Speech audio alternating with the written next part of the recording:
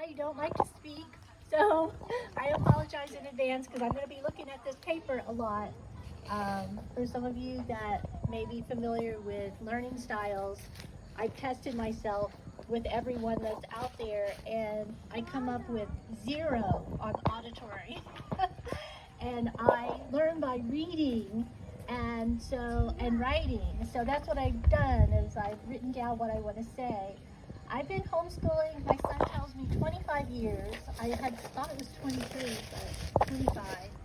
And I began just like you are today. Some of you are beginning your journey, but I began by coming to a meeting with a small group of homeschoolers. I think we had 6 families. And that has now grown to over 180 families that is in a group, and we do things together. We also do things at home. We have a program at home, we have cooperative classes and all kinds of social activities that we're connected with. I want to thank Angela for bringing us together. I feel like she's given me an opportunity to pay forward what a lot of moms did for me when I first started. And I'm getting ready to sort of exit homeschooling. I am working for a before and after school program. So I've seen some of the turmoil that has come about because of the pandemic and some of the struggles parents have been having and trying to figure out how to juggle 2 people working and children suddenly at home that need supervision to get their schoolwork done, with schools and teachers putting all kinds of complications into your schedule. So I have great empathy for that. And even homeschoolers have not really been homeschooling the way that we're normally accustomed to. We've had to do a lot of changes too because of the restrictions. So it's affected everybody in the education community. I have a daughter that came home at spring break and is just getting to go back in a couple of days. So lots of adjustments out there. There is a very wonderful website our Facebook page that Angela's put together, and a lot of other moms have been putting input there. And I would highly encourage you to connect to that because there's all kinds of useful information that will be helpful to you. And if you don't get one of your questions answered tonight, or you think of something later, go post it on that Facebook page, and I'm sure there'll be a mom or dad or somebody will jump in and try to answer your questions. We can't share everything that you may want to find out in a very short meeting, and I'm going to try to keep up with this paper so that I don't get off track, because I know we have lots of other people that have great information to share with you. But homeschooling is a journey. A lot of you have been thrust into that journey unexpectedly. And so you're wondering, what choices and options you have for this coming fall, and that's coming upon us really quickly. And I just want to encourage you that you can do this if you make that decision. You were your child's first teacher, and that was at a stage when your children were developing and learning and needing you more than any other time in their life to just do basic things that are important to their survival, and you did that. You have skills, and those same skills can continue with your child as they grow up. When Angela asked me what I wanted to speak about, she had a list of different things, and I said, well, the thing that I felt most overwhelmed with was what curriculum, where are the materials providing that? And they have a curriculum director that spends a whole year before the year starts deciding what you're going to do. And we become that curriculum director for our children. And so I wanted to talk to you a little bit about curriculum. I know we're in New Jersey. You guys all know what a traffic circle is. And you get off that circle, it's different exits. And what I want to encourage you is not to get off on the exit of curriculum quite yet. Okay, don't feel like you have to have everything purchased and ready to roll after Labor Day. Okay, you need to take some of the stress off of yourself and spend a little time exploring and maybe find try on a couple of things and see what fits for you. There's no pressure for you to have arrived before you even start your journey. And it's putting a lot of stress on yourself to have all those decisions done in a very short period of time. So take some time, and I'm going to talk to you a little bit about, things that you can do while you're making those decisions. Some of you have already made those decisions, and you're way ahead of the game. Great, go for it. I don't want to discourage you from doing that. I do want to let you know that homeschooling does not have to mirror what traditional school looks like. Okay, that's what I grew up with, that's all I knew. And so I made the newbie mistake of thinking that I had to do things just like the schools did, because that's what I was familiar with. I was fortunate that I was able to observe parents who were already into homeschooling, and they weren't mirroring exactly what the schools was doing. Not in content, the children were learning what they needed to know, but it wasn't being taught to them the same way that schools teach. Okay, it wasn't a one-size-fits-all. I want to, our kids, when they get on the school bus and then they come home, they're gone 6-8 hours a day, and then new homeschooling parents think, well, I've got to spend that same 6-8 hours a day getting their schoolwork done. And that's not the case. You'll find out your one-on-one or even one-on-5 is a whole lot more efficient as far as time and their ability to get their schoolwork done than what they experience in school. There's not waiting for everybody to get to the same page. There's not the shuffling and the changing, and things that happen at home are a lot more efficient. So I would say most days my children were able to get all of their subjects done within 2 hours. And we might even break that up. We might do an hour in the morning, have some activities that we're involved in, and then do another hour in the afternoon. If they didn't feel like doing it in the afternoon, we could do it in the evening, okay? You're used to doing homework in the evening. Sometimes that's when children's brains are awake. Sometimes they're not ready for that in the morning. You have to do what fits with your family and your child and what's working for them as far as making it an optimal learning experience. There are all kinds of methods to use in homeschooling. You're going to hear about some of those today, and they all work. There are children that have went through each of those methods, and they are successful adults out there in the working world.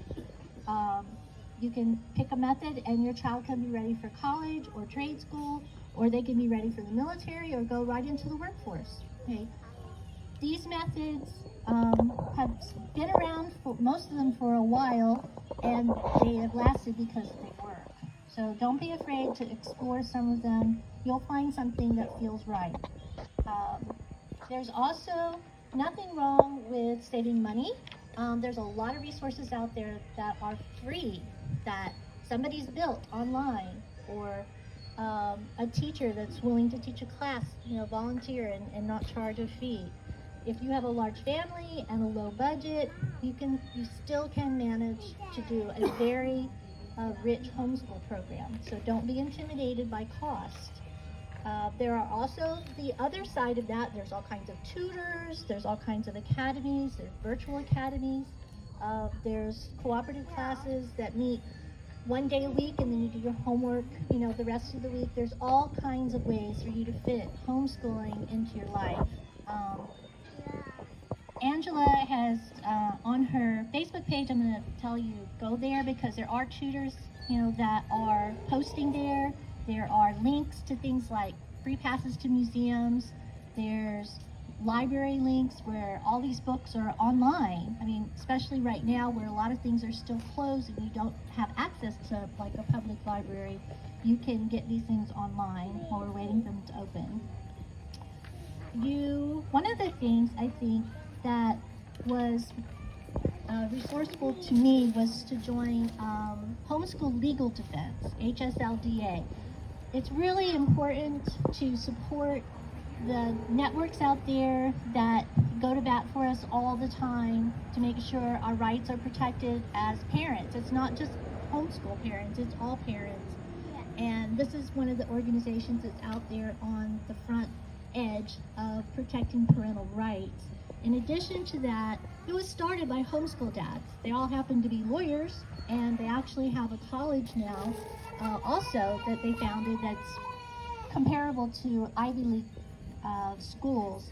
And they have put together just a wealth of resources, and they're free. And of course, you have access to more if you become a member. Membership, I think, is $100 a year per family. But I know even here in our very broad and generous laws with regard to homeschooling in New Jersey, I've had to call HSLDA and get some assistance. I, like you, my firstborn, I pulled out of kindergarten, and the curriculum director was not happy with me. She wanted to see all of my curriculum and wanted it to be approved. Well, the laws in New Jersey don't require that. And so all I had to do was call HSLDA. HSLDA had a very pleasant conversation with her, and she removed her request. So little things like that, it's nice to have lawyers in your back pocket. And the $100 covers all of those kinds of things. I've heard other incidents where a homeschooler had someone that was not happy with them, someone in the family that didn't want them to homeschool, and they caused some difficulties in their lives, and Homeschool Legal Defense went to bat for them. So there's all kinds of unexpected ways that it's nice to have that guidance and protection, and HSLDA is one of the first organizations I would invest in spending. Also, there's all kinds, you may feel like you don't know where to start. There's all kinds of free placement tests online that you can access. All the curriculum providers just about have a placement test for every subject in every grade. Those are all free. Get really good at Google and be specific about it. If you're wanting, for instance, I'm a Christian, and so my concern was teaching things from God-centered worldview, and so I would plug into Google Christian Science, visual learner, okay? And then you would get curriculum providers that had science programs that visual learners did well in, that had the principles or the philosophies or the method that you wanted come up in your Google search, and that's a good way to start looking at what's out there. If you get an opportunity, I don't think we've had a home curriculum fair in New Jersey for a while, but Pennsylvania has them every year. If you ever get a chance to go to one of the curriculum fairs, it's awesome. I mean, they'll fill up an entire huge, school building or a conference center with curriculum providers, and you can just go table to table to table and actually handle and look at all the materials and talk to the people that develop them. If you're connected with any kind of homeschooling group, they'll let you know when those fairs occur. And I think it's in the spring. I'm pretty sure that the Pennsylvania one's in the spring. The most important person that you need to talk with as far as deciding what curriculum to choose is your child. Okay, sit down and have a conversation with them, whether they're 5 years old or they're 15 years old. They already have formed opinions and will verbalize some of their feelings and emotions about different subjects, or perhaps their dreams or ambitions, or what they like or don't like. Sit down and interview them, okay, because they're going to help you know what to look for in curriculum. There are questionnaires. The one that I think has been really helpful to me, is I had talked about a few minutes ago, was learning styles. You need to take that questionnaire as an adult, and you need to have each of your children take it, so you can find out what preference style of learning they lean on the most. Everyone learns in every way. We all have ears. Most of us are not deaf. We can hear, we can see, we can feel, we can verbalize, we can listen, but usually you have one or two strengths. And those are the tools you can use to make that subject, in any subject, easier to learn. You teach them how to use those particular skills that they have, they uniquely have, and find ways to use that to their advantage. Okay. You need to set a curriculum that fits your comfort zone right now. Some of you are thinking about, well, I'm just going to do this for a semester, just until the pandemic's over, and then I probably will put my kids back in school. Some of you have already made the decision, I'm doing this. I've been thinking about this for a while, and this is it. I'm homeschooling. So you're at different places. You need to listen to your own heart and use your own instincts, and don't compare yourselves to other people. You need to find what fits for you. If you're going to commit to a semester, commit to that. If you're ready to commit to a full year, commit to that. Make a commitment, and then don't compare yourself, because no one is exactly like you or your family. At the end of that semester, at the end of the year, sometimes I like to reassess around Christmas time, the winter break, and think, well, what worked this semester and what didn't? Talk to your kids again, get their feedback. One year I had a program that was mainly on DVDs, and it was because I had a toddler and an infant at the same time as I had a middle school and a junior high student, and I just didn't have the time for the hands-on way of teaching that I had done in the previous to their birth, to these two little ones that entered our life. And so I had a program that was virtual, semi-virtual DVD online program, and one of my children hated it, and I didn't really express that until I sat down and said, well, what do we want to get in this program next year? And I was like, I don't want to do this next year. This is not working for me. So it's okay. You can take that program, go to eBay, sell it to somebody else who it is a good fit for, who wants to try it. Take that money and go buy something else. A lot of the programs for each grade level are trying to cover the core things that grade level is supposed to learn. So switching from one to the other, you might drop one or two things, but you'll be able to pick it up and see, and that's why you have to refer back to the state of New Jersey sometimes. You just want to make sure, especially if you're thinking about putting your kids back in school, that you are going to be able to provide the curriculum director a list of all of the curriculum that you used that shows the scope and sequence, so they can say, okay, your child's ready for whatever the next level is. Okay, so documentation is important whether you go back to school or not. It's something that if somebody ever challenged you on whether you were providing an equivalent education, you have it. Just keep a little portfolio for each child. Keep track of their grades in it. When you get to high school, you need to get a little more formal. You need to use a template. Okay, and that's where resources like Homeschool Legal Defense comes in very handy, because they already have those made for you. You could just flip through and find one that you like and use it. And it's already programmed in Excel, and you just plug in, your grades. So there's lots and lots of resources. You don't have to recreate the wheel with any of this, unless you want to, because sometimes people create a better wheel. Some people choose to go with one provider, one curriculum provider. Other people will pick and choose. Okay, I am probably what they call an eclectic homeschooler. I have a mix that I've used over the years. I don't think I've ever done it quite the same from year to year.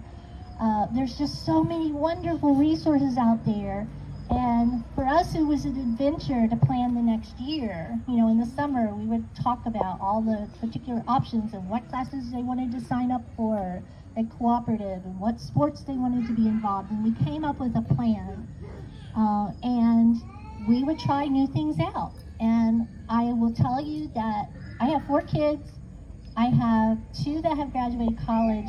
They were all honor students.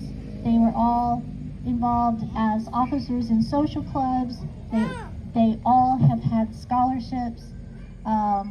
The 2 that are done graduating with honors. One has a double master's. I have a junior in college right now, and she's a 3.0 9-something student. She's dyslexic, okay?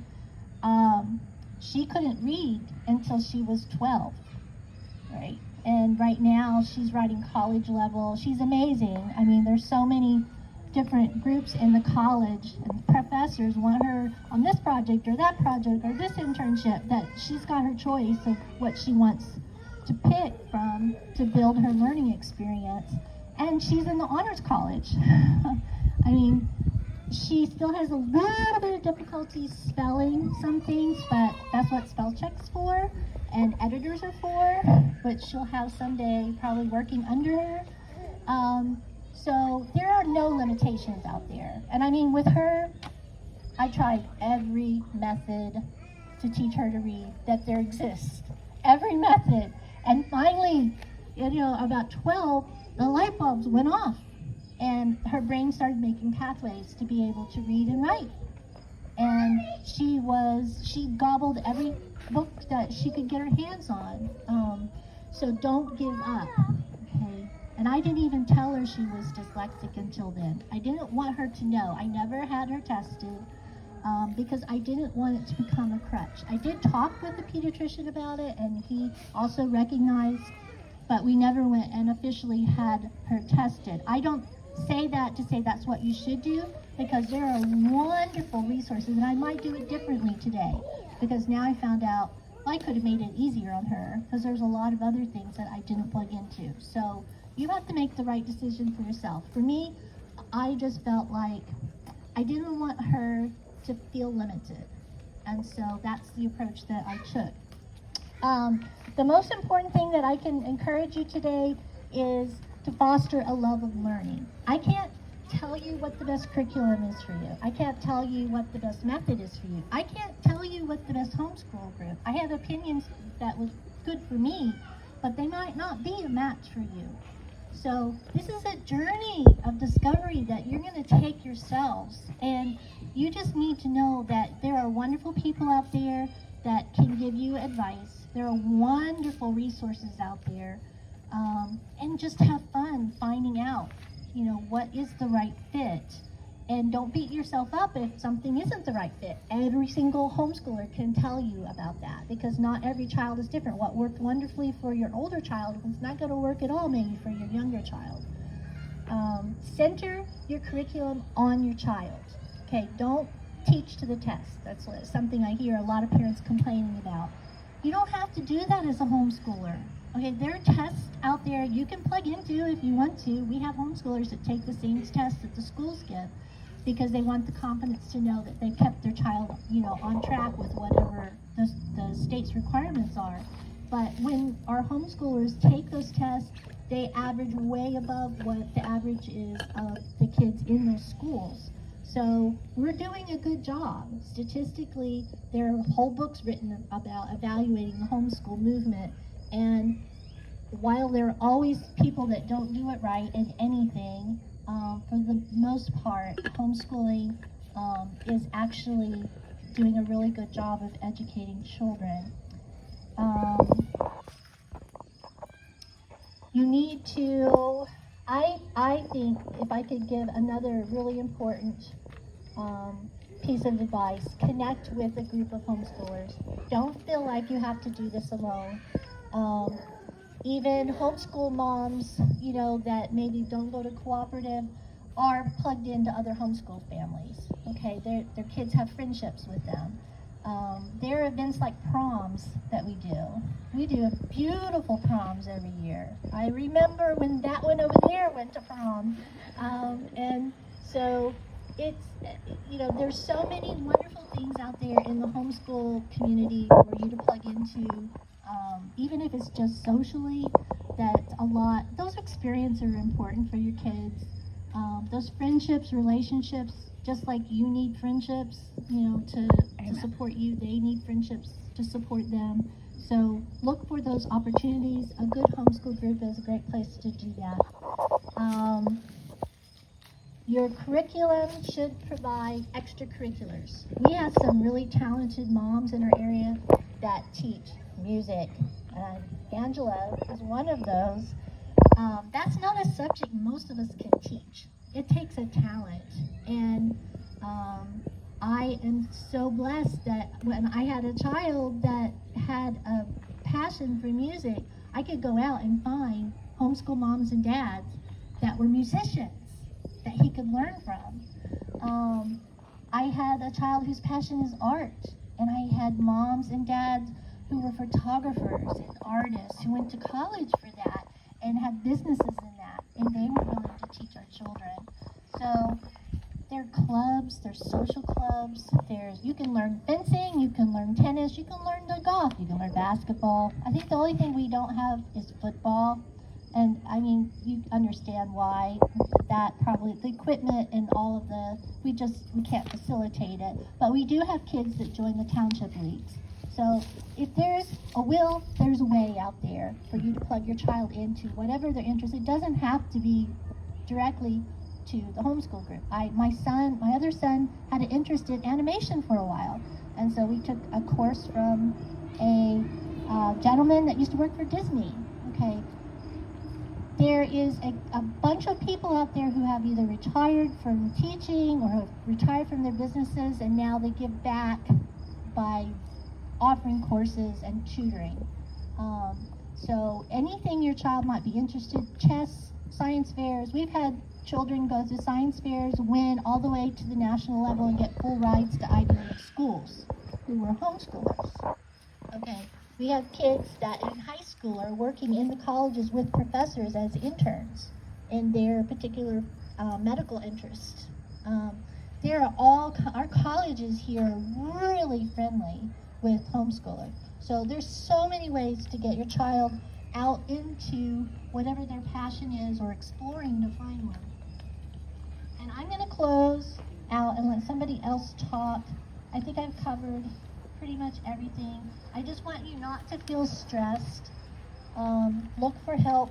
There are lots of people out there who benefited from help when they first started, and we're willing to help you now as you get started on your journey. And have fun. Enjoy learning together. You're going to learn right with your child. And, if there's anything that you want to ask, post it on the Facebook page, come up and talk to one of us. Angela, I'm giving this back to you. Okay. Thanks. And Renee started talking about all the local people, and I just wanted to point out we have a couple of these local people. Frank was here. Are you still here, Frank? No? Okay. He's a local contractor that would totally be open to mentorships and apprenticeships, and we also have Bill back here. He keeps bees. What? Oh, he might. Oh, his number's on this paper. Yeah. And then we have Bill back here who runs a beautiful farm at their house, keeps bees, and is also an electrician. He's your one-stop shop for your teenage boy right there. And then we're going to have Jen McManus come up and speak about some stuff. Yeah. I'm going to record all of this, you guys. And we're going to send it to people because the world needs it. Do I really need a microphone? I don't. Hi, I'm Jen McManus. Anybody who knows me, I've got a very big mouth and I'm not afraid to use it. I see a lot of faces, some that I know, some that I would say, you've been doing this for a little while, like myself and Renee. How many new moms do I have that are here? Unsure. Oh my gosh, were you some of the moms? And don't raise your hand. I was the one that couldn't wait to put my kids back in school. I hear that. Like, oh, I can't wait till summer's over. And I'm thinking, oh my gosh, I never thought I'd have children. I couldn't wait to have them around me every day. We all need a break. Us moms do get stressed while we homeschool. We take a break. We catch a breath. We go color with our kids. We go for a bike ride. We say, you know what? We're not schooling today. And it's okay. I'm going to echo a lot of what Renee has shared with you. And that is, you can do this. The biggest question that I have gotten for 15 years of homeschooling is, oh, are you a teacher? Oh, are you a teacher? No. I hated high school. I am not much of a graduate. I graduated average, and I learn with my kids. I have 5 children. My youngest is entering into 7th grade.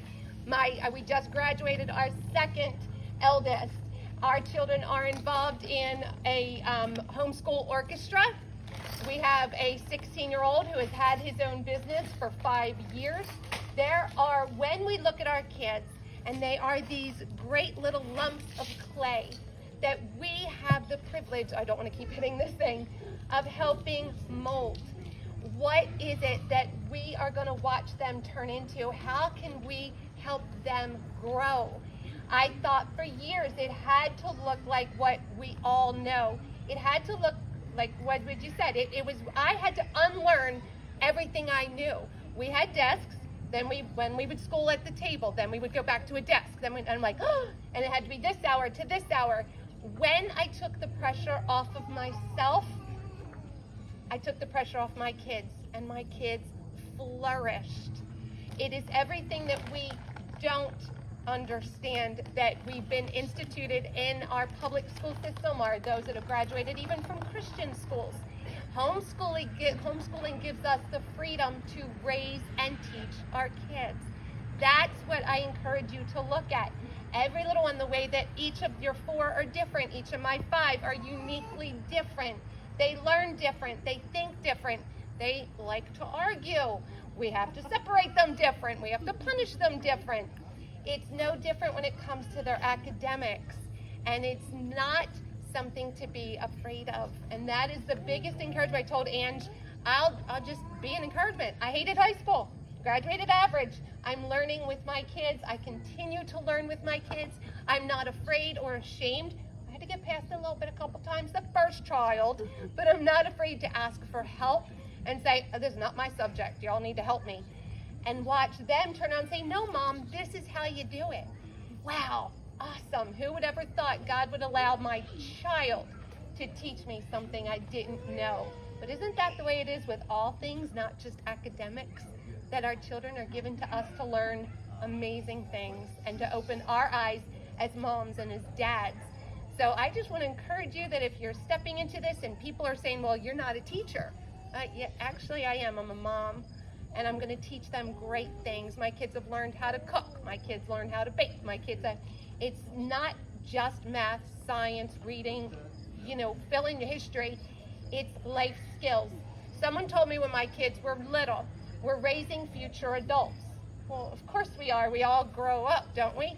No, it took root that I am raising young men, young women to step into society. What is that going to look like for them? And I encourage you to do it. If you got a family member, you got a friend, you got someone in your community, okay, you've made a choice. If you make your choice to homeschool, don't be afraid to stick to it. See it through the semester, see it through the school year, and see what comes for the next semester, the next school year. And we have allowed, I know, Ange, I was trying to remember what we said we were covering, because Renee, you did a great job covering so much. I have, my middle son will be a senior this year. He was able to attend a local Christian school, because that's the one that we sought out, that allowed him to come in as a homeschooler. I did not have to test him to get in, and he took the academic classes, he played sports, so there are schools that will come alongside and allow your children to go in. We've played township sports, we do theater. My youngest is a theater kid. So it's out there, moms and dads. There's so much. Ask the questions, because moms like me, moms like Ange, like Renee, we're not here to say this is what you have to do. No, but we want you to know this is what you can do. And society wants to say, no, put them in. Nah, you got this. And if you have any questions for me after, my youngest is heading into 7th. Like I said, two have already graduated, and my son that graduated last year is in technical school. We are that route, and it's good stuff. You got this. So thank you, Ange, for asking me to speak. Where'd you go? You're welcome.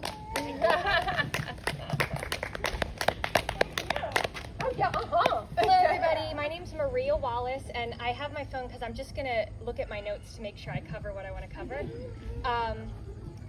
My story is that I only have a kindergartner going into 1st grade. So while I've been at this for about 2 years, I'm still very much a new homeschooler. I'm not an expert in anything. And my story is that my husband and I have always wanted to homeschool once we had children. We started, I guess, formally around age 4. My son's now 4.5. I also have a 3.5-year-old and a almost 5-month-old baby. And let's think. So what I wanted to encourage people on is that I have no expertise, and a lot of things that go on in my personal life, a lot of people would consider myths on why I cannot homeschool. So my husband and I have no education background. I wasn't a kid who babysat as a teen. I didn't ever spend any time with children until I had my own. Let's see what else. Our degrees have nothing to do with educating or children. My family is very unsupportive, so I have 30-plus year veteran public school family members who very much disapprove, and as a matter of fact, when we officially decided to not enroll my son into kindergarten this past year, they didn't speak to us for about 6 months, which was really difficult. But the point is that if you feel like, oh, my mother-in-law wouldn't approve, or oh, I won't have the support of somebody watching my kids if I choose to homeschool, I just want to encourage you that if you really feel that it's what you need for your family, these are my guys right here, that you can overcome that. And can you sit down? And that it may seem overwhelming at first, but you definitely can get into your own routine. So some other things that are maybe a little different about my my homeschooling experience is, this is why I need my notes. My husband, Justin, is a co-teacher. So I couldn't have done this just on my own, and we talked a lot about how if it was just mom teaching, that was a no-go for us. So we very much co-teacher.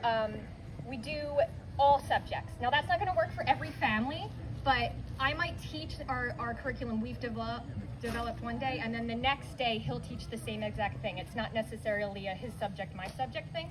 That's going to be different for every family, but I just wanted to encourage people that if you feel like, you know, mom can't do everything, that dad can come alongside and help. And if you feel like dad might be excited to teach a certain subject, encourage him in that, because my husband loves that, and he very much, more so than me in every regard in our relationship, always finds you know, the priority to be family and the parent being the main teacher. Okay, hold on. Okay, so some of the other things that you might think are myths. Oh, okay, so my son has special needs. So he needed speech therapy, and that's something we were able to get outside of public school. And additionally, he has alpha-gal syndrome. Anybody? Yeah. Okay. It is a complicated issue, so I won't go too far in depth, but essentially, for about 6 months of last year, he was undiagnosed with this rare syndrome, which resulted in a lot of hospital visits, a lot of scary moments, very, very severe illness, and some near-death experiences. So what was kind of the benefit of homeschooling at that point was we were able to press pause and focus on his health without being worried about having to unenroll him in school or, you know, him getting behind. We were able to really just completely focus on his health. And truth be told, that allowed him to recover a lot quickly. He's doing wonderful now. But the syndrome that he has kind of creates a situation where we need to give him a little more attention. There would be situations in a public school setting that it would put a lot of burden on the school system to be able to manage him. That's kind of undue to them, but also we would never really know for sure if they would be able to take care of him. We wouldn't know if we would get a certain phone call during the day that he wasn't doing well. So I just wanted to encourage people, if you feel like I can't homeschool because I have a child with special needs, that as a matter of fact, it kind of really allowed us to take better care of him. What was the other thing? Let's see. I think you did it. Okay. Yeah. Oh, we're low income. Okay. We are paying off a lot of debt. We have very little money. And we've pretty much done everything cost-free. There are a few curriculums that we have purchased, very, very low cost. We get a lot of things, as Renee mentioned. You can get a lot of things for free online, but another encouragement, if you think you can't afford it because you have to purchase educational equipment, you really, especially at this age, can get by with very little. There's a lot of printables. There's a lot of friends and family who will have educational toys that they will pass down to you, and I just ask, and usually I end up getting it given to me. So those are a couple of things. Justin, do you want to say anything about being a dad? Sure. Okay. If you ever have questions from like the dad perspective, please feel free to talk to him. He's got wonderful perspective. Hello, my name's Justin. How you guys doing? Hey, hey. I'll try to be brief, but basically, from my experience, I just noticed and heard, being a homeschool dad, that sometimes it can feel like there's one parent. Usually, moms are more typical of being at home with the kids. And just through my experience, I've really just found that finding ways to get the other spouse, whoever's the main teacher, usually get them involved as much as possible. And I think it really goes a long way for the success of your kid, you know, doing well in school, doing well with whatever you give them for curriculum, but also just for the whole family dynamic. And I just really feel like when it comes to homeschooling, because there's so much flexibility, just really using the skill sets and the different natural tendencies from each parent to each parent and the kids really goes a long way. So I don't know if I didn't prepare anything, so I didn't know if there was anything else. That was good. Good? Yeah.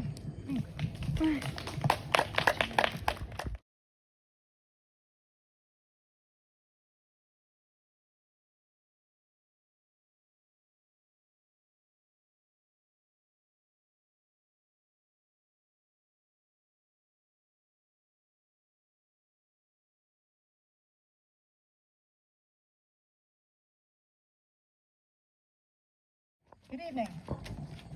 I went all past homeschooling years, and both my children are here. My daughter Emily is a project manager for pharmaceutical clinical research trials, and she went through Jefferson with a 4.0, so she went the college route. And my son Judd is also here, and he did not attend college. He, like me, hated school so bad that during his kindergarten year he would be perfectly behaved, but I'd go in at 2:30 in the morning and he's wide awake. And I'm like, why aren't you asleep? And he'd say, if I don't go to sleep, it doesn't turn into tomorrow and I don't have to go back to school. And I get it. I hated school. I was an only child. I grew up very rural. I grew up farming. I raised my kids farming. And I didn't have any brothers or sisters. School was a pretty scary place. I was used to being with adults who all knew how to share, who didn't necessarily fight over things and stuff like that. So I got in school and I'm like, I am with a bunch of Tasmanians. They don't understand. I was scared to death. But there was another farm kid on the neighboring farm. And he kind of took the role of my big brother. He was 1 year ahead of me, so he knew the ropes. And he was killed in a farming accident between my kindergarten and first grade year, between his first and second grade year. And that rattled me, so I went to school the first day and I was scared. I had to get on the bus by myself and I had to go with all these wild kids and I have to be there a whole day. And I'm upset because Kenny's not going to be there for me, and I got sent to the principal's office because I was upset. I cried every day of school from first grade, most days in kindergarten, all the way through high school. And my very first day of high school, my mom said, oh, how was it? Thinking, okay, there's a few changes. I said, I have 719 days of my sentence to serve, and I'm out of here. And that was just, I cannot describe how much I hated school. However, I love learning. And I am just like an information junkie. And I got to high school and I'm there anyway, and so I'm in this advanced placement science class, and I have this science teacher. We're learning about genetics, okay. Well, we're talking about mutations, and 2 weeks later we're talking about macroevolution. And I kind of said, but doesn't that defy what you told us 2 weeks ago? And I was told, shut up, never ask another question in this class again. So my experiences with school were not especially positive. I couldn't wait to get out. My son just inherited it genetically. He didn't even have to inherit it experientially. He just inherited it genetically. So he's also a little bit strong-willed. And at some point, school's just not for you. I did have them in public school. My son had finished 6th grade, my daughter 5th. We were struggling along. I resented that My kids went to school every day, and then every night they came home, and the teacher got to decide what I was doing with my children every night. So I started to get really a little embittered because I had other things I wanted to do with my kids, and some of what they were having me do with my kids didn't even make sense. And so we ended up in a situation where my son is also special needs a little bit. He's got something called graphomotor dysfunction. So the teacher or the tester put a pencil in my hand. I held it like a barrel in the wrong hand. He said, now write cursive in backwards from the bottom of the page to the top. And that's what it's like for your son to try to write. And of course, school is all paperwork. So we could do a whole lot better just at home.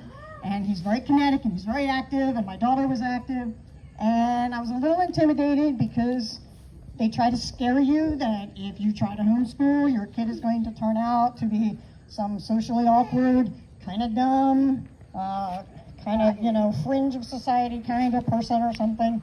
And so the first day we sit down, and I had picked a curriculum, and we were studying Roman numerals. And my daughter immediately says, I don't need to learn Roman numerals. I'm not Roman. And I thought, well, this is kind of a resource to try to help a kid get connected with their own way of learning. So I highly recommend that. As far as working full-time, I worked anywhere from 50 to 60, sometimes even 70 or 80 hours a week while I homeschooled as a single mom. So if you think you can't do it, you can. We probably spent less than 2 hours a week at the table doing paperwork, working on whiteboards with, math and stuff. Now, what I would do is I would read ahead, and I would take the kids with me as much as I could. And I would say, okay, they got to learn these concepts. So I'm canning today. So that's a lot of measuring. It's a lot of science. It's a lot of those things. Let's see, we're doing deer patrol tonight on the farm. Anatomy. We're going to gut the deer, and we're going to identify all the parts of the deer. And so we kind of work this into life in some very unorthodox ways. But the other thing was it opened up my kids to opportunities to work. And they both found their passions through being able to do something besides just the academics. So if you're a little nervous about this, a single mom, working a demanding job, a lot of hours a week, and I did it. If you are in that situation, find someone, whether it's grandma, aunt so-and-so, or I just had a friend who could step in for me through periods of time, and she didn't even homeschool. She just watched the kids when I had to go out of town for business meetings or things like that. And we didn't do the standard year. We farmed cranberries, so our quote-unquote summer break was during the fall during harvest, because school wasn't happening during harvest. It just wasn't on the plate. So please understand the flexibility's there. You can do it for cheap. I know a lot about a lot of different curriculums. I have my own favorites and stuff, but if you have questions, talk to me after, but you can do this. Thank you.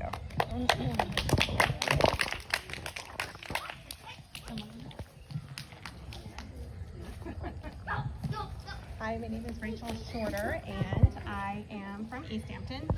And I've been homeschooling my kids since 2012. We're heading into our 9th year. I will have students in 8th, 5th, and 1st grade this year. But I have the unique benefit of also being a homeschool graduate. And I'm one of 4 kids. We were all homeschooled, kindergarten through 12th grade, beginning back in 1986 when homeschooling was not common at all. And as has been said by everyone else here, if my mom could do it in 1986 with very limited resources, think about all the benefits that we have now, all the resources that are available now.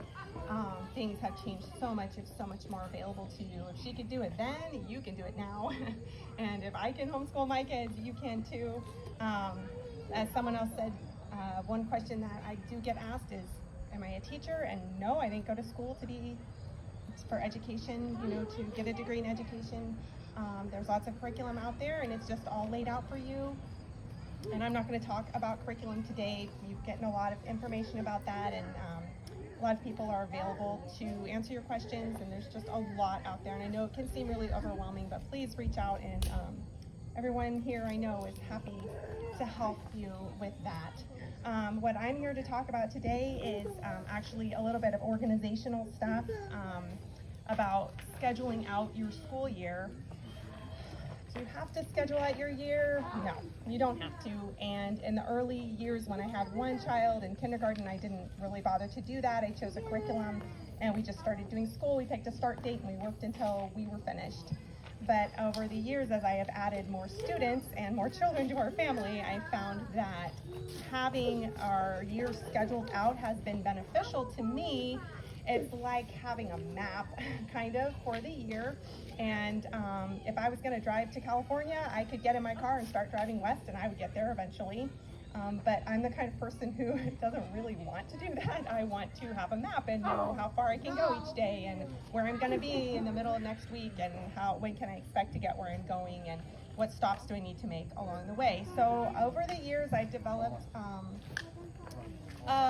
something that works for us as far as scheduling out our year, and I'm just going to talk about that really quickly and touch on that and talk about the benefits of scheduling. One benefit for scheduling out your year ahead of time is that it's going to provide an overview for you just at a glance. In the early years when I didn't do that, I found myself constantly stopping and thinking, okay, what day are we? What lesson am I on? Are we on track to finish at the end of the year? And I did a lot of trying to figure stuff out on the go. Oh, something's biting me over here. Sorry about that. So to map it all out gave me opportunity just to, when I need to just stop and I can quickly see right where we are, and it doesn't take a lot of my time to do that. Another benefit for scheduling out your year is that New Jersey law is pretty relaxed as far as homeschooling goes, and I'm not an attorney, so don't take this as legal advice, but my understanding is that alternate education needs to be the equivalent of public school education, and public schools in New Jersey are required to provide a minimum of 180 days of instruction.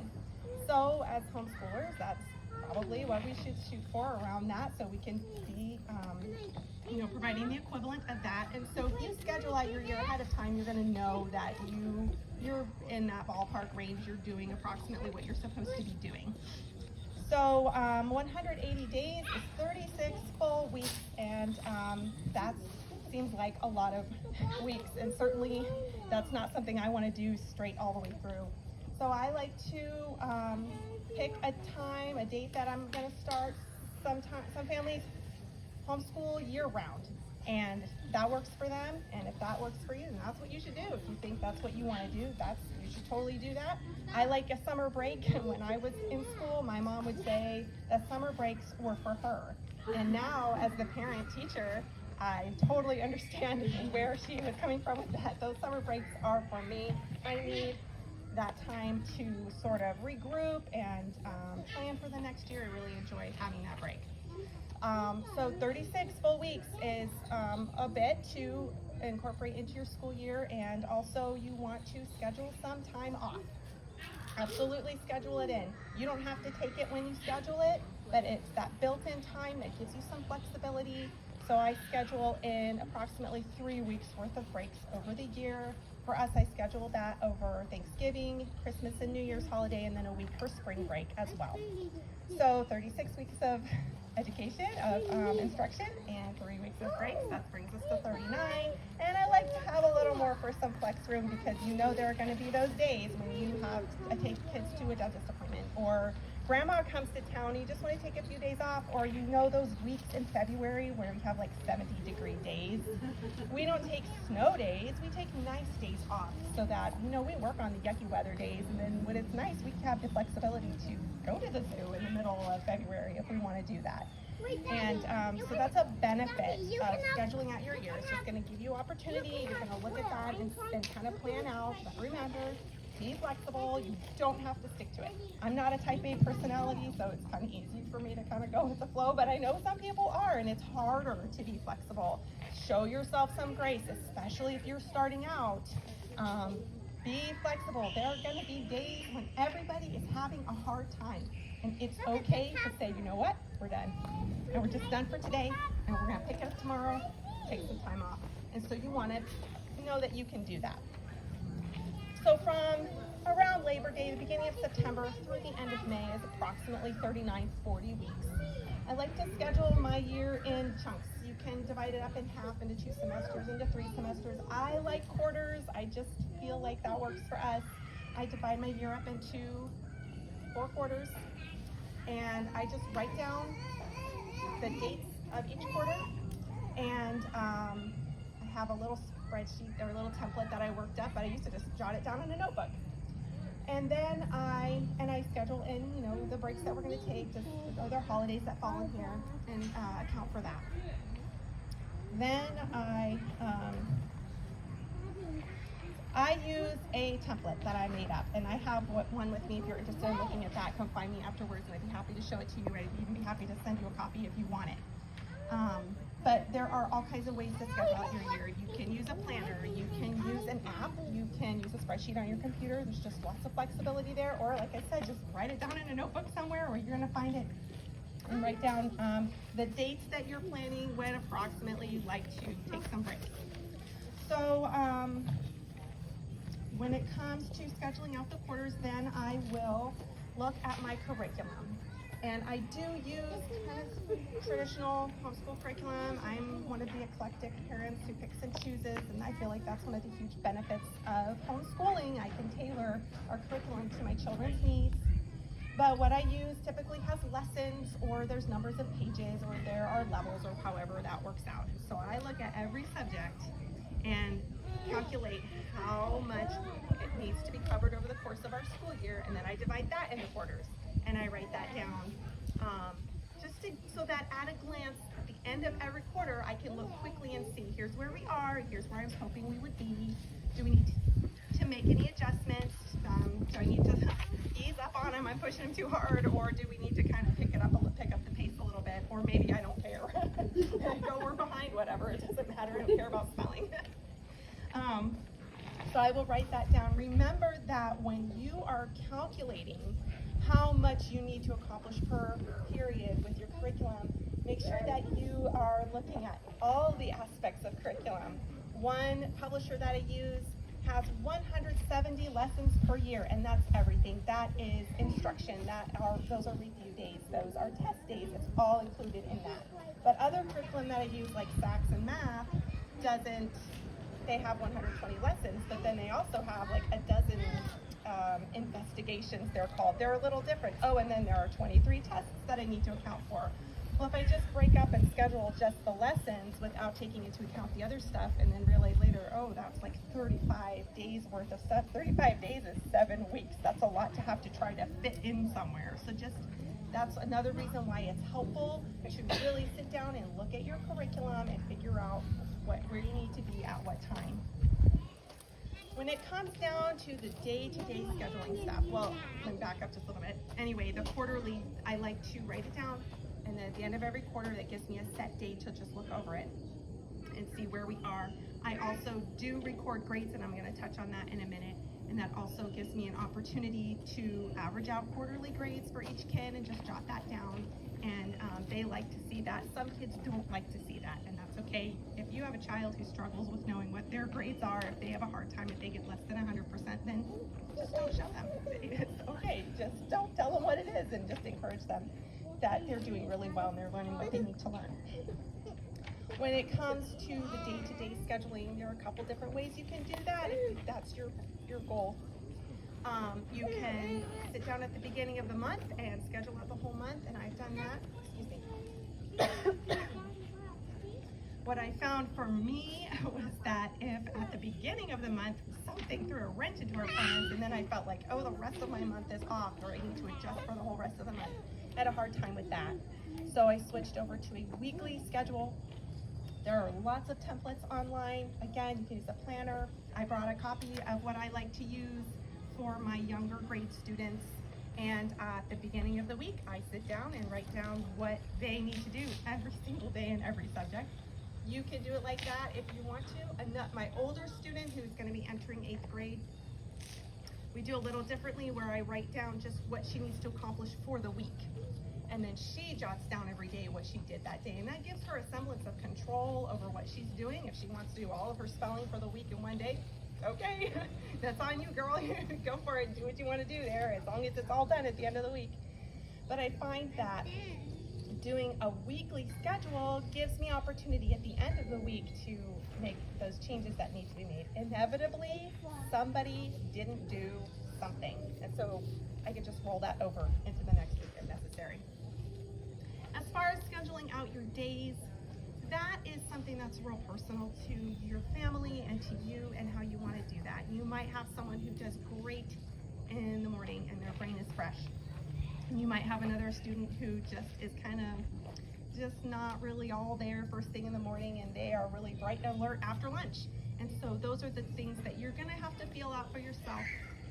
So just kind of have a loose plan, but expect to be flexible and know that you're going to need to make some changes along the way as far as what you do when, like during the day.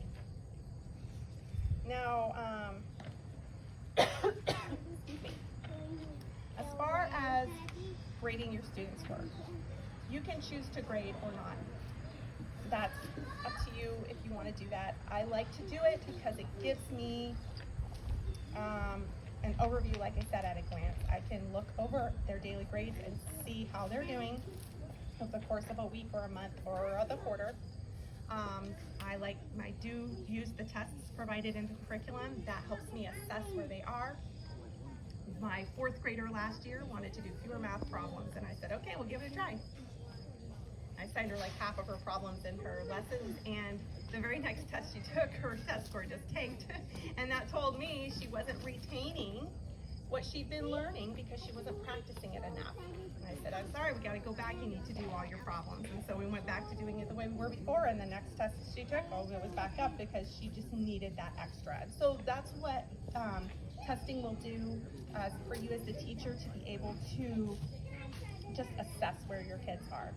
I am not a digital person. I do everything on paper. I have templates that I fill out. And so as far as recording grades, you can print out a free template. That's what I have. I just print one out online, and I'll show you what I use. You can use, there are apps, there are grading apps that teachers use, and there are spreadsheets that you can pull and make up on your computer if that's your thing, or your significant other's thing, or somebody can do that for you if that's what you want to do. Whether you actually grade or not, do make sure that you are correcting your students' work. That is how you're going to know that they are retaining understanding and retaining what they are learning. I'm not going to lie, it's my least favorite part. And if I miss a day, I dread the next day when I have to do 2 days worth of correcting 3 children's paperwork. But take the time to do that. Set aside some time. You can do it during the day, over the course of the day, great. If you have to sit down in the evening and do that, do so. But even if you don't like assign a percentage and write down an actual grade, do take the time to go over their work. If there are teachers' keys available for their worksheets, spend the money and get it. It's worth it to have it, so you're not trying to work through 3 math problems to make sure they did it right. And you can find that stuff used online or whatever. There's an app. There's an app. There's an app for doing your math. Oh, that's right. You're right. I knew about that. I don't use it. I should use it. I buy the teacher's keys. So. Then just as far as keeping grades, if you choose to keep daily grades, which I do, then I go in quarterly and average out their grades. I should go in quarterly and average their grades. I actually go in at the end of the year and average out their grades. I have great intentions, but that's one area that I struggle with. And I do a yearly report card for my children. They like to see it, they like to see their progress, but that is real dependent on what you want to do for your kids, your students. And also, like I said, some students struggle with that. They have a hard time if they see that their grades are not what they think they should be. And if that's the case, then don't do it. You just want to be able to assess their progress and see how they're doing. And that's just what works for us. If you have any questions, please come find me, or I have a little notepad over there. You guys can write down your email address and I'll email you, or reach out on the Facebook page. I'd be happy to help anybody who wants to schedule out their year and needs a little assistance with that. So hopefully that's a help. Thank you.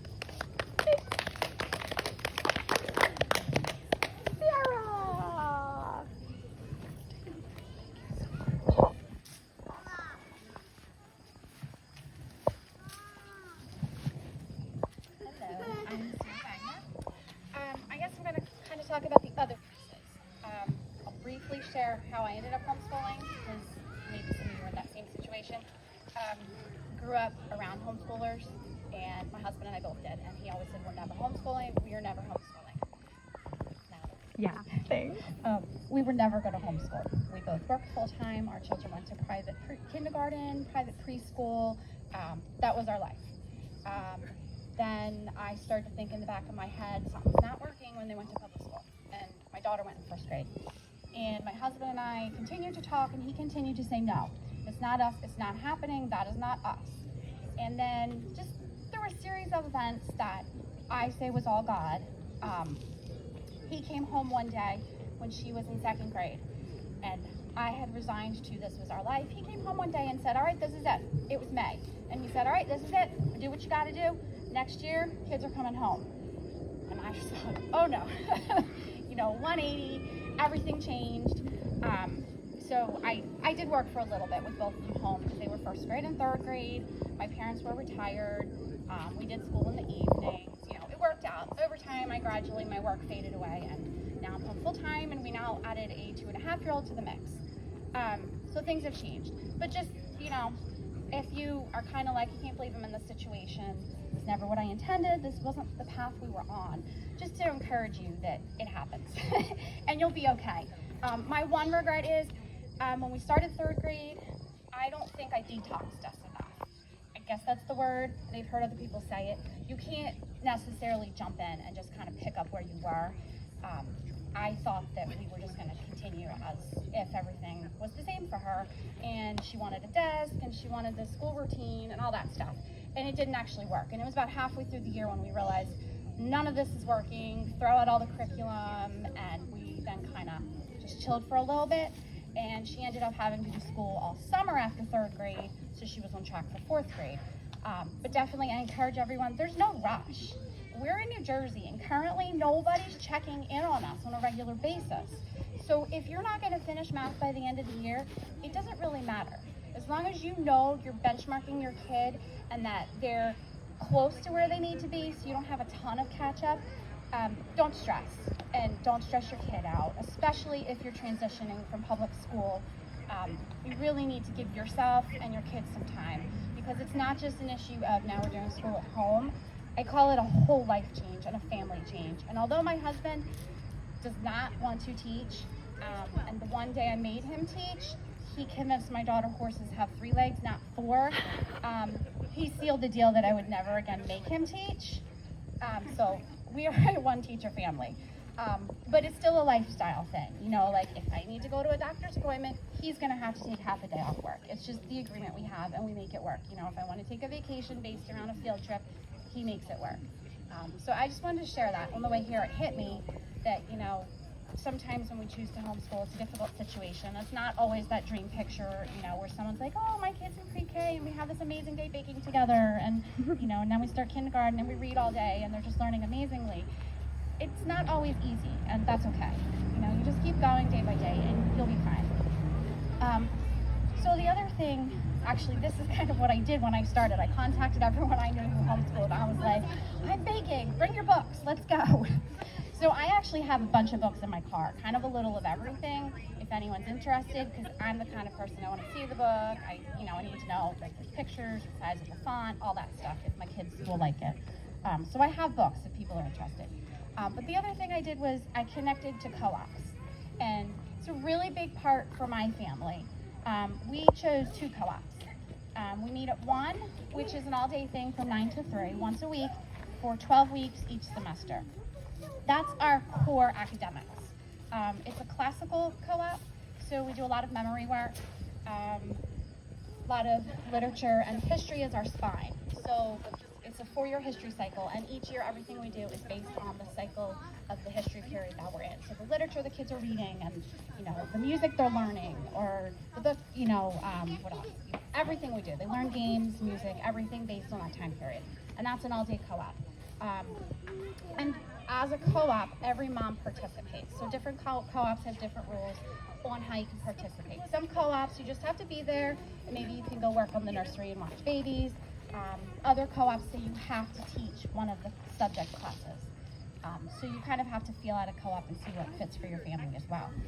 So that co-op is a teaching co-op. I teach the sciences. Our other co-op, and that's a much smaller co-op. The other co-op is his co-op you might have heard of. We're currently not meeting in person in the fall, obviously because it was logistically a nightmare for me to figure out. You know, there were too many unknowns. I would have had everything up and ready to go by now, and I just couldn't do it with too many unknowns. So I'll say this semester, I think across the board, all homeschoolers can agree, this is not normal homeschooling. So don't judge anything that you're doing based on now. And our hope, obviously, is that by the spring, we'll be able to really come alongside more new homeschoolers and bring you into our co-ops and kind of give you a feel for what it actually is. But just an example, a lot of co-ops are similar, but his co-op, we're a half-day co-op for 10 weeks each semester, and we have 3 periods. So the high schoolers can pick 3 classes out of the list of what we offer, and they can go to these classes. The moms have to be on site, so the moms are always doing something, not necessarily, you know, teaching. There's no curriculum writing. It's not intense. And then we have preschool, we have nursery. It's something for everyone in the family. So it's a way to network and co-op and give your kids that little bit of independence where they're doing something away from you, which you'll see soon. You kind of really live for those moments. Even if you're teaching a class full of other people's kids, it's other people's kids. In my house, we have the rule, my kids never sign up for my class. That's not my rule. I was really hurt when that rule was made, but the kids made that rule, like, just never sign up for mom's classes. This is our moment of independence. So it hurts a little, but appreciate those moments. And the other thing is activities. My kids are really busy. I'm an introvert. I'd be happy all day, every day at home, never leaving the house. It doesn't work. Figures, you know, you kind of get mad at each other and frustrated. So lots of activities. Some of them, most of them are again not meeting in the fall, but there's band and there's choir and there's sports. Literally pretty much anything you can think of, you're gonna find a group of kids that do it. And the benefit of finding homeschoolers that do it is you can do it during the daytime. I am kind of a little snobby, but when someone comes to me and they're like, oh, let's meet at like 3 o'clock, or, you know, I found this group of other kids in public school and we can meet at 3:30. I'm always like, kind of like activities at 3:30, like, do like 1 o'clock. So you'll find a group that, you know, fits your needs. But the beauty of homeschooling is the homeschool hours. I was really frustrated in the spring because we no longer had the neighborhood to ourselves. The whole town was home. So those are the, you know, my pet peeves right now. But find your people, find your things, find your activities. Get out of the house and, you know, go and enjoy them. I think that was it. Just, you know, to encourage you guys. It's hard, but it's so doable. My kids are now going into 7th grade, 9th grade, and my 2.5-year-old. And we're really happy. You know, my 9th grader's a little unhappy because it doesn't look like what we thought it was going to look like this year. You know, she's had to do a lot of Zoom, and there's not going to be the in-person stuff. But it's with the same group of friends and a lot of the teachers that she would have had in person anyway. So, you know, we'll be fine. But just keep plugging away and keep networking, because honestly, as hard as homeschooling was starting for me, I know that starting right now, it's got to have an extra challenge because it's not as easy to plug in. It's not as easy to just go register for a co-op, because that's the first thing I did was called a co-op and was like, hey, you know, bring me in, you know, let me work with you. And I became involved. I started teaching my 2nd semester there, you know, and now I'm planning and part of leadership. And it just makes it so much more enjoyable because you're not just, should not have said that. You're not just your kid's teacher. There's nothing wrong with being just your kid's teacher, but don't forget that there's so much more to being a homeschooler, and it's not sitting there all day with your kid. Other people can feed into your kids and pour into them and show them what you're excited about. And I get to tell other kids what I'm excited about because my kids are bored hearing about anatomy. And I love to talk to other kids and get them excited about the things I'm passionate about. So just enjoy it. And I'm sorry that you might not get the best intro to homeschooling this semester, but trust me, it gets better. Thanks. Thank you.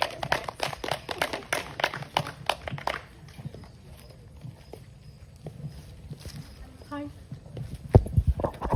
And it sounds like everybody else knows more than I do. No. give you my testimony because I'm late to the game. I have 5 grown children, grown, and one 17-year-old. And I started homeschooling 3 years ago. He was going to go to Shawnee. Shawnee is huge.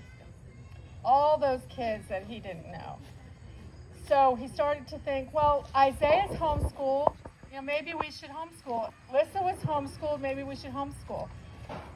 I felt ill-equipped. I raised 5 kids, but somebody else taught them.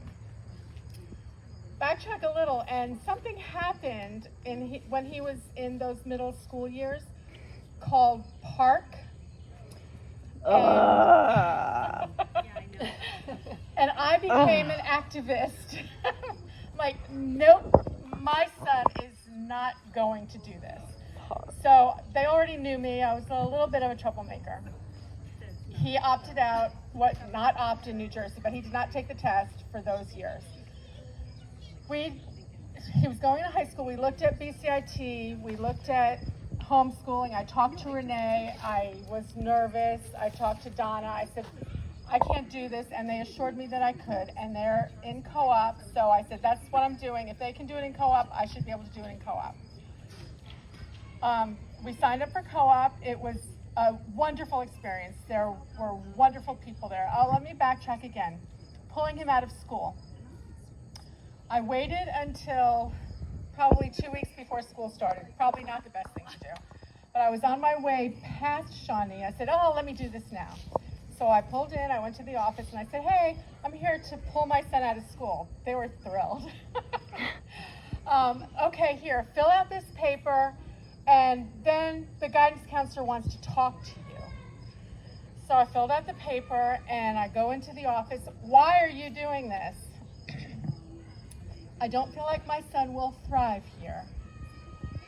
Well, what are you going to do? And I kind of laid it out. I'm really not going to do anything. I'm letting everybody else do it. Anyway, they let me go, and they can't stop you. Basically, they can't stop you. They let me go. I was like, whew.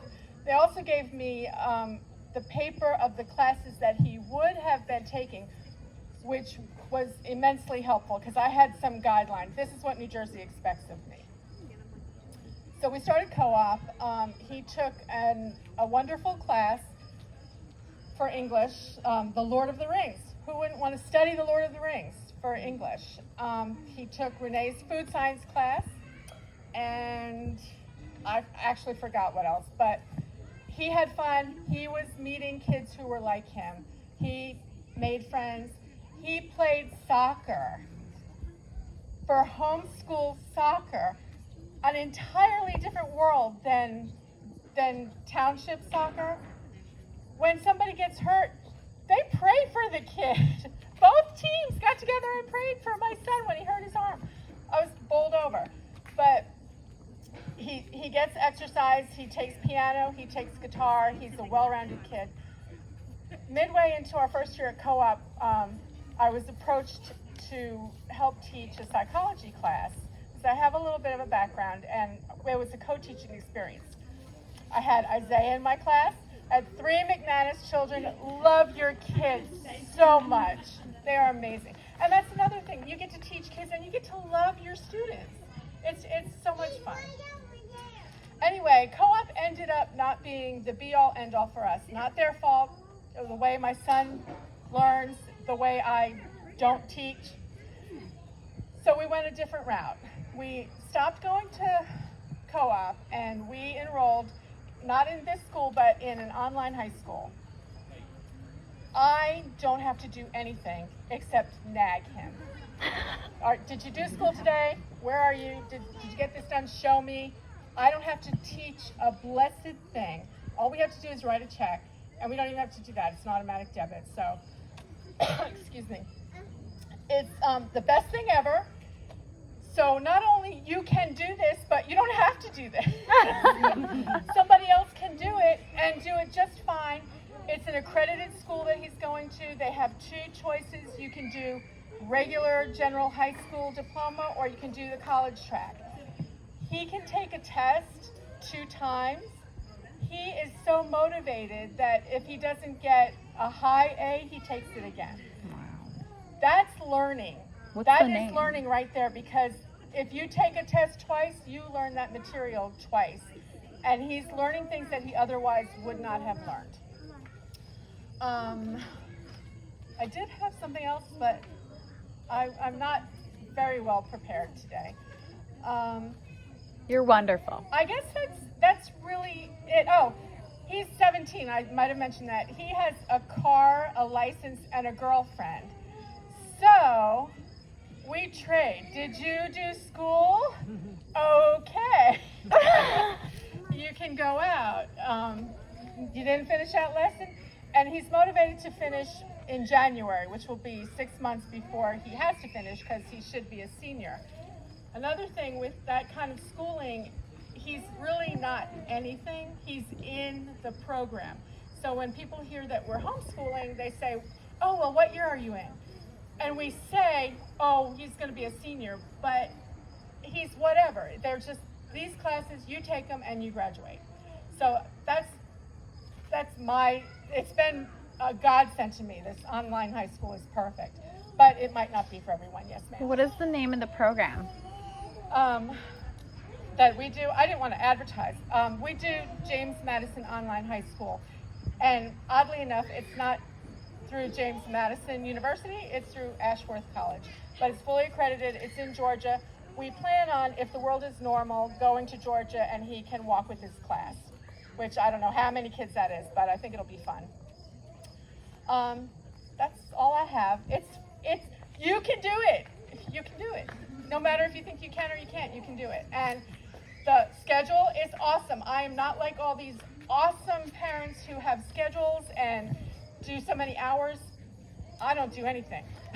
But when I did, I still was like laid back and just let's get it done. And it's going to happen. It's going to get done. And if you're a little bit behind, you can catch up. Best thing I ever did. I wish my other kids had had this experience.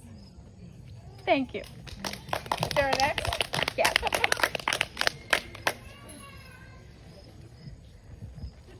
You're right next. After. Oh, thanks. Hi everyone, I'm Jen from Green Mamas Movement. Wonderful to see you all here. I want to start by mentioning that the time you've been hanging out, listening to all these wonderful, amazing women and men that were up here, you've already completed a homeschool day or like 3 homeschool days. So you're good. If you can do this, you can do that, right? So I'm going to tell you a little more about that and what the typical amount of hours for a homeschool day is. But first, what I was thinking, if you all could just take a second and take a deep breath. It's a lot. And if you could just close your eyes for a second. Just close your eyes. Listen to those awesome kids playing on the playground. Aren't they awesome? They've been so cool. And I want you to just visualize for a second that you're at home or in a park. Maybe you're on your deck. Maybe you're next to your pool, your front yard. And I want you to see yourself hanging out with your kids. You don't even have to be teaching them anything. Just see yourself right there, present with your kids. And maybe what you're doing is going over a lesson for the day. Maybe you're in your front yard teaching your 4-year-old how to count to 100 by putting acorns in a bucket, and your 7-year-old how to count by 3s by putting acorns in a bucket. Maybe you're in your garage going over fractions by building something with your 11-year-olds. Maybe that same 4-year-old is using a handsaw to just cut some wood and practice their dexterity skills and do something a big kid would do. Maybe you're just taking a walk, having some downtime, getting a breather, some fresh air. And just sit there for a minute, whatever you're imagining, because this is your time. This is for you and for your children. Maybe you're in the kitchen, baking, teaching how to multiply because you've got to follow a recipe, reading, throwing flour at each other. making a mess that your kids are going to help clean up because they learn responsibility when they're at home doing life things.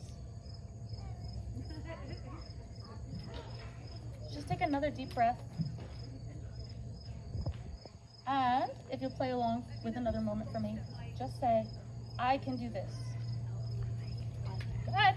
I can do this. I can do this. We can do this. We can do this. All right, come on back, everyone. See, that's what it's like. The freedom, guys and girls, moms and dads, to be present with your kids, teaching them the things they would learn in any school, online, public, private, right? Teaching them those things through life. See, our family has a hashtag, Life is Our School. I've been using it since my son was born, like breastfeeding at, the mall or whatever. Life is our school. Because I'd be breastfeeding him, saying, look at that guy in that green shirt. Or he'd be sitting on my lap. And look at that girl with those yellow sneakers. You see, life is our school, right? We're always teaching our children. And so this is your opportunity to extend that. So everyone thought I homeschooled forever. But my husband was not up for that. And I'm not going to tell you our whole story because I have some tips I want to give you for making homeschool real for you. But my husband was totally, no. That's something people did in 1972 around a kitchen table with like doilies on. He literally said, you know those moms that wear the doilies on their neck? Like, what, the Amish? Because they don't, no, they would. So anyway, he had this vision of like, with the buttons down, the old-fashioned dresses that a lot of women would wear. And so he said like, no, that's for kids that never get out of the house and all this. So that wasn't for me. It wasn't for our son either. I'm happy to share that part of our journey with you guys another time. But what I want to share with you is some things. The first, and I think the most foremost thing, is to believe in yourself and you're halfway there. Because let's face it, none of us know everything in life. This is a journey. Life is a journey, learning is a journey. And for us to be able to share that with our kids and help them learn that learning is a journey is a real gift we can give them. But you have to have confidence that you will find what you need, right? And you have to gain the confidence, and sometimes we just have to fail into the confidence, right? But if you can just say to yourself, I can do this, and every time you think you can't, just say that again, believing in yourself and you're halfway there. I really think that is so important. So another thing I want to mention, another tip, is that time is on your side. You can be as time limited as you want with homeschooling or as not. My son excels in math. His first grade public school teacher said to me in November at our, what do they call those, parent-teacher conferences? She said, I just want to let you know I'm not going to be teaching your son anything this year. And I kind of went, interesting. And she said, he already knows first grade math, second grade math, third grade math. What do you guys do? And I said, well, we count a lot of acorns. So we just, we count a lot of acorns. We count shoes in the supermarket. We do math all day long because life is our school. And she said, well, that's really awesome, but I just want to let you know he's been teaching the other kids. And I said, thank you. That's the best thing you can do for him then, is for that. Now he struggles in spelling though. Turns out, I didn't know this, but my husband struggled. Don't tell Joe, I told you that. But turns out my husband needed a phonics tutor for like 4 years. I had no idea. Well, so our fourth grader struggles in phonics. So what our homeschool looks like is we are doing second grade spelling right now, even though he's in fourth grade, so that mom can really, really get a strong foundation for him. But he's on like fifth grade math. That's the glory of homeschool. Your kid goes at their pace. They're all gonna learn it, and if you're able to go with their strengths and then help them with the things they're not as strong with, so it's on your terms, that's a really cool thing. And what I mentioned before about that you've all completed a homeschool day already, there's a really cool graph that's out. You can find it online, and I'll try to share it in the Facebook group if I get a chance. It's from Ohio State University. They did a bunch of studies on how much time a homeschool curriculum really should be having. For first grade and under, it was about 30 minutes a day. That was it, that's all they needed. For my son in fourth grade, it's 2 to 2.5 hours a day. And then of course it goes up, in some increments as they get older. So it really is a great freedom you get to have, and you get to incorporate a lot of different things as you go along. So the awesome thing I think is that this makes your schedule yours. It means you don't have to homeschool from 9 a.m. to 11 a.m. every day. You can do it an hour here. Take a break for a couple hours, do an hour in the afternoon. You can do it at 6 o'clock at night if your kid can last that long and you work during the day. So there's so many different ways to homeschool. You don't even have to do it Monday through Friday. Nobody said that, right? So our family is probably going to choose to do going forward, either Saturday or Sunday, because we want Daddy to be a little more involved. And my kid pitters out around 3 o'clock in the afternoon, and you can't squeeze one more piece of information in him. So we don't want to do it at 7 o'clock after dinner. But we want Daddy to help with some of the math, because we're getting into that fun stuff that Daddy likes, but I don't. And let's see. Another tip that I have, and that really helped us, is to make a plan with your kids. I know there's so much talk about curriculum, and I brought the one we like the best, that my son and I both like the best. It's called The Good and the Beautiful. But go through, one thing we did as a family is we put the top 3 things that Mom wanted from homeschooling and the top 3 things that our 4th grader wanted from homeschooling. And that helped us make a plan together. That really helped him be on board with what we were going to do. I wanted to study botany next year. He thought that was okay. He wants to study energy. So now in the fall, kind of semester-y, since the leaves are going to be doing their things, we're going to study botany. I'm a wildlife biologist, a plant biologist, so I like that stuff. And then we're going to do kinetic energy, and Mom's going to like that too. So having those conversations, we have read the Nikola Tesla book 4 times in the past 2 months. He loves energy, loves to talk about it, think about it, so that's where we're going. We're going to spend our winter months doing that. We also don't always homeschool at home. We're going to be doing 2 weeks at the beach in September and 2 weeks at the beach in June, so we're doing an entire science water curriculum then. And I just got, for me, make it nice and easy, I wanted kind of open and go.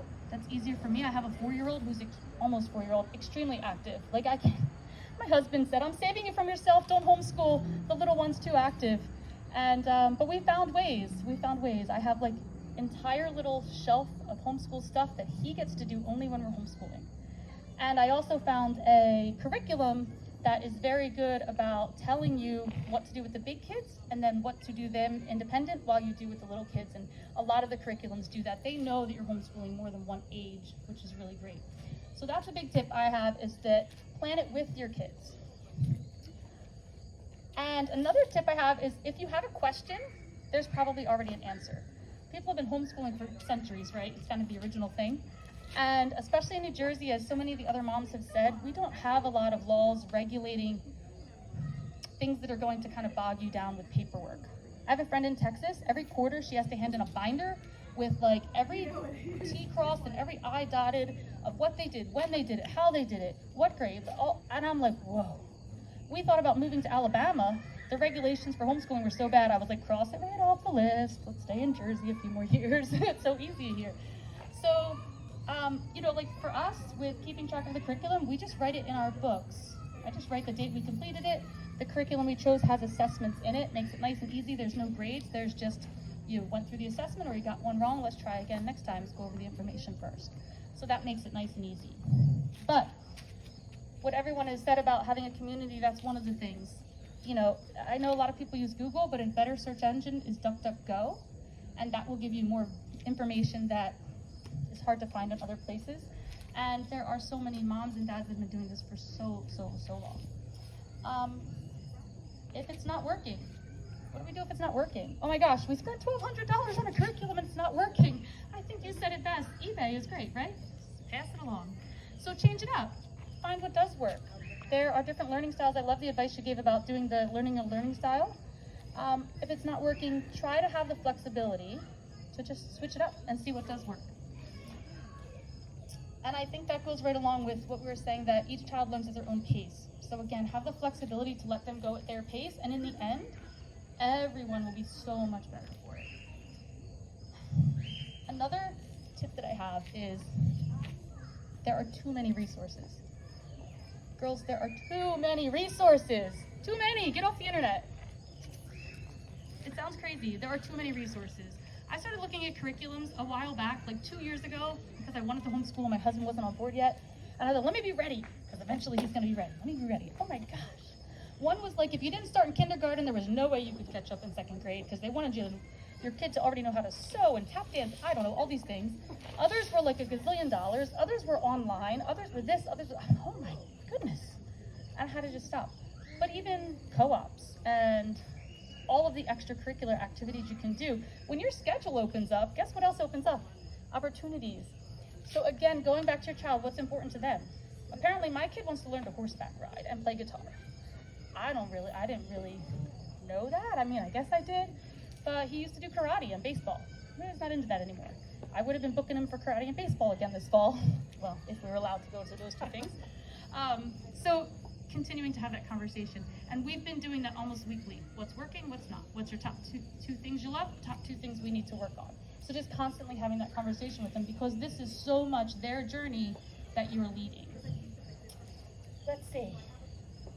So I think the last big tip I want to give you guys is, as much as you can, find a way to reconnect with yourself so that you can reconnect with your gut and just trust your gut. I spent all that time looking for curriculums. Once I stopped, took a breath, I was like, all right, it's been 6 months since I've looked. I know we're on a little time crunch for some things right now. I was like, let me just wait till someone mentions something for a minute.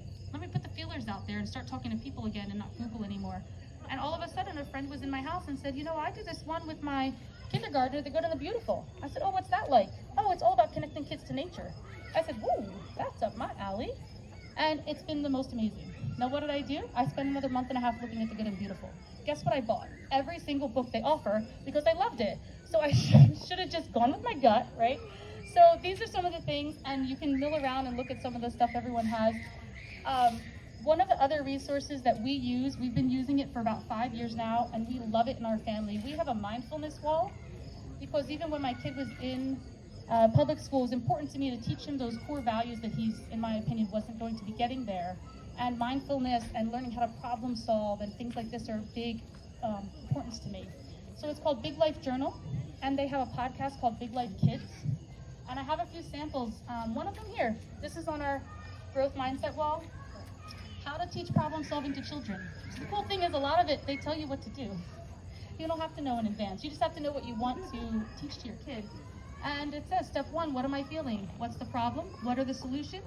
What would happen if, and which one will I try? So this is on our mindset wall at home. And when we have a big problem we can't solve, we go to the wall. My son's been reading this for a year now, and now he doesn't need to go to the wall anymore. I see him just naturally doing that.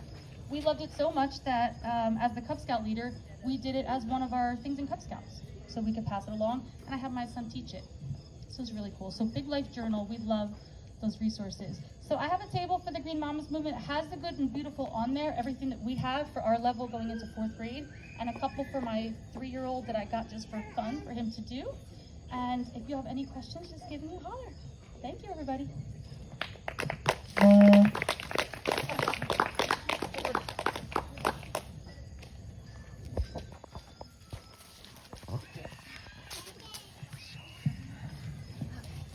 I think I'm going to switch gears here because I am going to talk about curriculum. My name is Mary Beth Kane, and I'm a local director for the Classical Conversations community.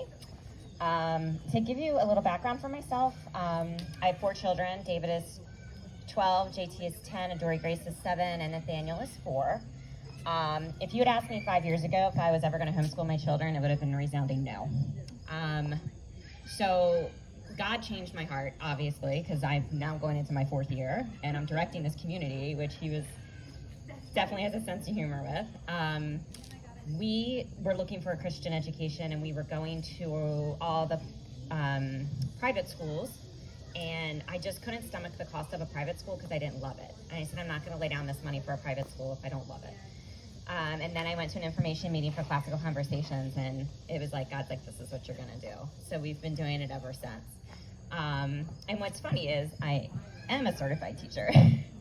However, I basically have had to take everything I've learned as a certified teacher and throw it out the window because classical education is very different. It comes from a very different perspective. It comes from a very different application. And it has nothing to do with classroom teaching or anything.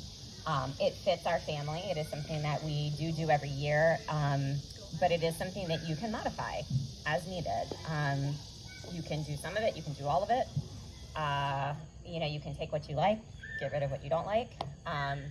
So I'm just going to speak a little bit to that because that's what I was prepared to speak for tonight. So I'm going to start from the top. This was a curriculum that was developed 20 years ago, and they started with the Challenge Program, which is 7th to 12th grade. And this program actually will satisfy, so if you have a high schooler, it will satisfy a transcript for high school. So your history, your foreign language, your math, science. I'm probably missing some there. I don't have a high schooler yet. So within this education, they were seeing that these students, as they were trying to apply, it's called Challenge for a reason, as they were trying to do this work, the students didn't have the natural inclination for the memory work to pull things from their brain to apply it to what they were actually trying to study and learn and expound upon. So they worked backwards and developed the Foundations program. The Foundations program is for pre-K to 6th grade, so 4-year-olds to 12-year-olds. And this is the classical model of memorization, that you're learning key facts in geography, history, science, math, Latin, and English, and you're committing them to memory. And through that, and through the true classical model, this repeats every 3 years. So it's something that we can continually do. We learn to master it. We don't learn to be perfectionists. And we just want to get that information into their brains so that at a later point, and I have seen this in the last 3 years, we could be out and about. I like the life schooling, like you just said, daily. Like you're just out, and they're like, Mom, and they'll just spout off something they remember about, you know, our timeline or our history sentence or our science. And it's so cool for me to help them connect the dots, because we, as homeschool parents, we are the lead learners. That is something that I, you know, have honed in on as being a homeschool mom, that I don't have a problem telling my kid, I don't know. Mom wants the answer. I don't know. But guess what? We're going to find out together, you know, and I'm going to teach them how to learn, how to say, no matter what age they are in life, they could be, you know, a father or a mother and still say, I don't know, but I know how to go find out this information. Statistically speaking, classical conversation kids still, if you do need numbers, they do outperform on ACT and SATs nationally. But I would say any homeschooler does. I think if we actually did a statistic about that, just because you're teaching children how to learn. You're teaching children more than just answer, question, answer, be done with it. It's really a life application. So our Foundations program then led to, it's what we call our Bridge program in Essentials. This is for 4th graders to 6th graders, so 9 years old to 12 years old. It's very heavy on grammar, and it's very heavy on writing. So it's more of the language arts, and that's the Bridge that gets them up to Challenge. So my son is actually starting Challenge this year, and they work ahead. So they're given the work to do, they work ahead, and then they go to seminar, and then they discuss everything they learned, and then they keep doing that all year. It's a 30-week program. Whereas Foundations and Essentials is opposite. You go the first day, you don't need to have anything done. You learn there what you're supposed to do for the week, and then you take it home. And the classical model goes back to the Greeks. It's very an old model about how people learn. So it tries to present material to go with the natural biological formation of a human being, of a child, that when they're younger, they just want to name things, they want to attend to things, they want to memorize things. You know, those of you with littles, how many times have you seen that one movie that you just want to rip your hair out because you're like, I cannot watch this movie one more time? But they love that. Or the book that they want to read every single night. Yet my 2-year-old is reading Go Dog Go because I read it to him every single day. And then one day he picks it up. He's not reading, but he remembers the page, and he's putting the page and the words that mommy said together. So this is just the natural inclination of children. That's why we do the memory work early on, because they will learn through song, they will learn through hand motions, they will learn through kinesthetics, this work. So will they understand what a Latin noun declension is, or conjugation? No, but when they turn into 7th grade, all I have to say to my son is, what are your declensions? And I'll start the song. He's like, oh yeah. And then he remembers them. I'm like, all right, now we need to apply that. You're old enough now to learn how to apply that. But I wouldn't expect that of my 5-year-old or my 6-year-old or my 7-year-old. And then so we call that the grammar stage, which is the foundational stage. The middle stage is the dialectic stage, where they're starting to ask the why questions. So if you have a 9, 10, 11, 12, 13-year-old at home, they could drive you crazy with the why questions. Well, why? Like, you can't just tell them anymore that the sky is blue. Well, why? Well, why is it blue? Why isn't it you know, they're going to start asking these questions, and you want to be able to help them connect the dots. They are very argumentative. They want to argue and fight back with you.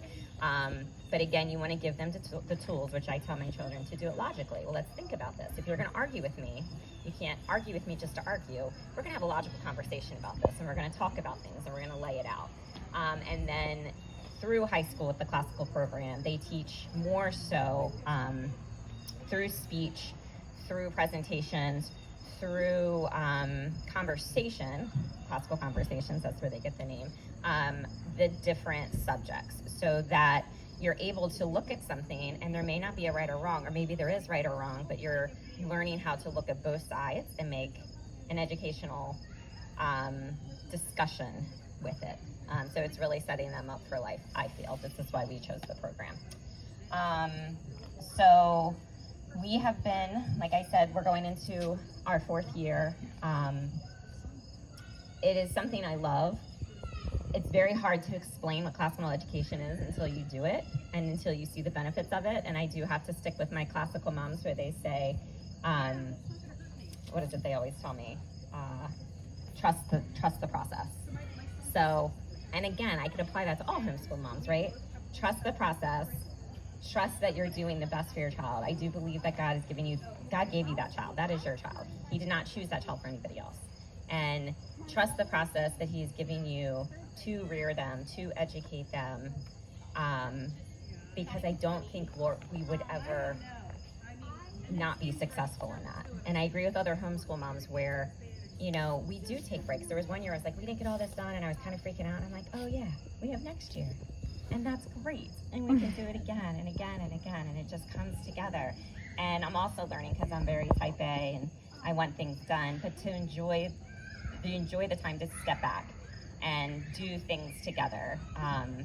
Whether it's baking or surprising them one day that there's no school today, we're going to do X, Y, and Z today, or just allowing them to pursue their interests. And I'll tell you right now, if I asked my children if they'd rather be homeschooled or schooled, because they were in school for a little while, they definitely would say homeschooled.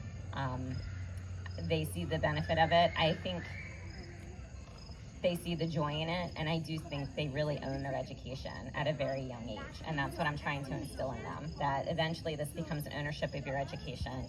I can only do so much. I can lead you to the water like the horse, but I really can't make you drink. So eventually you gotta understand how to do this on your own. So I do have some brochures up here. ClassicalConversations.com would be the website where you could find out more information. We are meeting as a community this year, as of today, in person, as of today. I say that because as of today, that's what's happening. That could change. We do have room in our foundations program. Our essentials program is pretty full already, but our 7th, 8th, and 11th grade has openings as well. And if you have a 9, 10, or 12th grader, there's other communities. So this is not just one community. This is a national, international program. So there are a slew of communities in New Jersey and across the United States and internationally as well. So especially when you get into the high school era, if your local community doesn't have the grade you need, there will most likely be a community, if you're willing to drive, that will have that grade level. So, and then I have my name and number up here too to answer more questions, to be more specific about things if you need me to be. So, thank you. Thank you. Thanks for joining us.